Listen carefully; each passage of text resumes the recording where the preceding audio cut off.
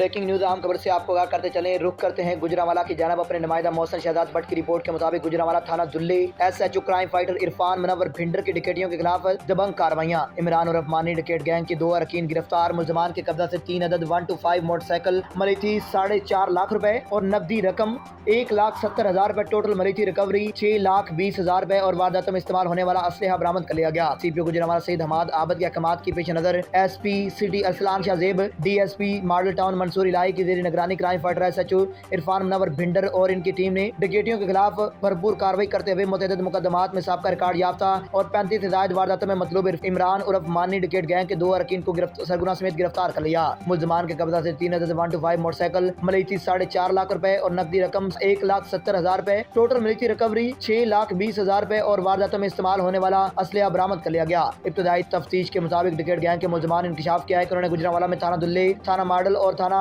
गिरजाक और दीगर थाना जात की मुजाफात में डकैती और राजधानी की वारदातें की हैं। मुलजमान से तफ्तीश जारी है। अहम इंकशाफात मतवक्के हैं। समाज दुश्मन अनासर के खिलाफ भरपूर कार्रवाइयां करने पर लोगों का गुजरांवाला पुलिस और थाना दुल्ली क्राइम फाइटर SHO और इरफान मुनव्वर भिंडर और इनकी टीम को खराज तहसीन पेश किया। रिपोर्ट कर रहे हैं मोहसिन शहजाद भट्ट MD न्यूज गुजरांवाला।